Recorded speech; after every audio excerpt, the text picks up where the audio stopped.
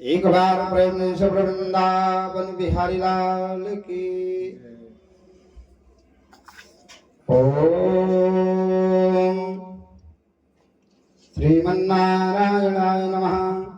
ध्यान कर जो सदा हाथ में चक्र रह जिनके और शेष की सैया विराज रहे हैं।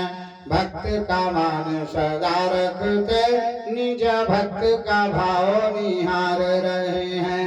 ध्यान करे सो सजाइने का, ध्यान करे जो सजाइने का, उसकी मनसा को सवार रहे हैं। अहे शालिग्राम में है विष्णु चतुर्भुज, आपको भक्त पुकार रहे हैं। हे शालिग्राम में है विष्णु चतुर्भुज, आपको भक्त पुकार रहे हैं। भगवती श्रीमन्नारायणाय नमः। श्री सूत जी ने शौनकादि ऋषियों से कहा, हे मुनीश्वरों, और भी एक कथा कहता हूँ, आप लोग सुनिए। सतयुग में एक तुंगध्वज नामक राजा था। वह अपनी प्रजा को पुत्र के समान मानता था और उनके पालन में तत्पर रहता था। इस प्रकार का प्रजापालक राजा भी सत्यदेव के प्रसाद को त्याग देने के कारण महान दुख को प्राप्त हुआ। एक बार वह राजा वन में आखेट के लिए गया और बहुत प्रकार के बनेले पशुओं का संहार किया। इसके बाद वह घर की ओर प्रस्थान किया। मार्ग में एक स्थान पर वट वृक्ष के नीचे राजा ने देखा कि बहुत से वाले बंधु बांधवों के सहित श्रद्धा पूर्वक सत्यनारायण स्वामी का पूजन कर रहे हैं। इस प्रकार देखकर राजा अभिमानवश न तो उस स्थान पर गया और न सत्यदेव प्रभु के सामने मस्तक को झुकाया। तत्पश्चात गोप लोगों ने पूजन समाप्त करने पर सत्यनारायण का प्रसाद राजा के समीप ला करके रखा तथा वे अपने स्थान पर आकर इच्छानुसार प्रसाद ग्रहण किए और राजा उस प्रसाद को त्याग करके चला गया। तब राजा को उस प्रसाद को त्याग देने से अत्यंत दुख प्राप्त हुआ। उसके 100 पुत्र मृत्यु को प्राप्त हो गए, उसका सब धन धान्य नष्ट हो गया।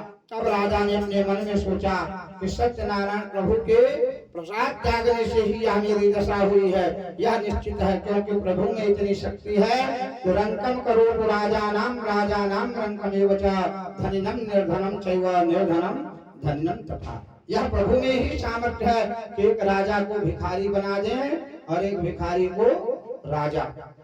इस प्रकार सोचकर राजा शीघ्र ही उस स्थान पर गया जहाँ पर गोप लोग सत्यनारायण स्वामी का पूजन कर रहे थे। तत्पश्चात राजा ने भक्ति तथा श्रद्धा पूर्वक विधि से गोप लोगों के साथ सत्यदेव का पूजन किया तथा भगवान सत्यनारायण की कृपा से राजा को पुत्र धन तथा धन धान्य पुनः प्राप्त हो गया और संसार में सुख भोग कर अंत में वैकुंठ लोक को प्राप्त हुए। सूत जी महाराज बोले, हे शौनकादि ऋषियों, जो मनुष्य सत्यनारायण प्रभु के इस परम दुर्लभ व्रत को करता है तथा मनोरथ सिद्ध करने वाला पुण्य कारक कथा श्रवण करता है, वह सत्यनारायण के प्रसाद से धन धान्य सब कुछ प्राप्त करता है। जो मनुष्य निर्धन है वह धनवान हो जाता है तथा जो बंधन में पड़ा है वह बंधन मुक्त हो जाता है तथा भययुक्त मनुष्य भय से छूट जाता है। यह सत्य है, इसमें संदेह नहीं है।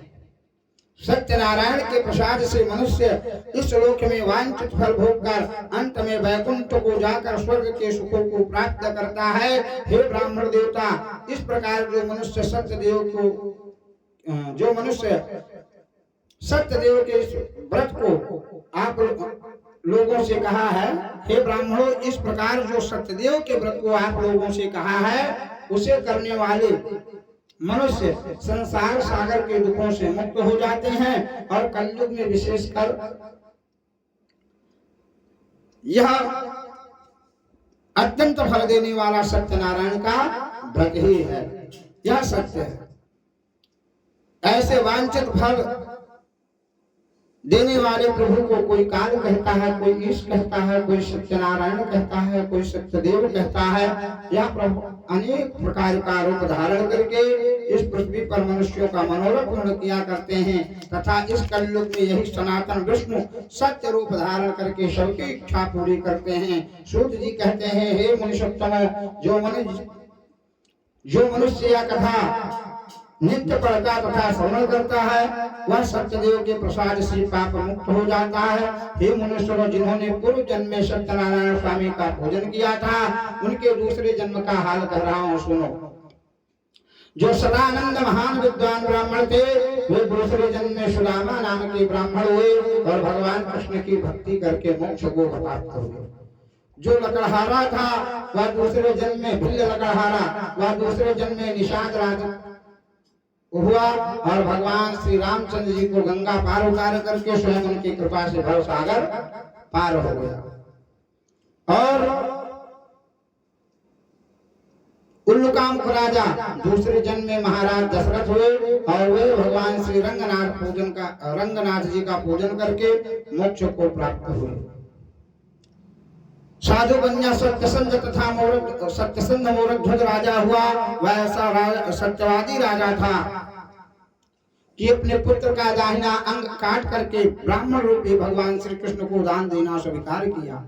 यह कथा इस प्रकार है कि एक बार भगवान ने विचार किया कि मोरध्वज राजा बड़ा सत्यवादी है, इसलिए इसकी परीक्षा लेनी चाहिए। अतः एक दिन ब्राह्मण का रूप धारण कर राजा के सामने आए और उनके साथ रस्सी से बंधा एक सिंह भी था।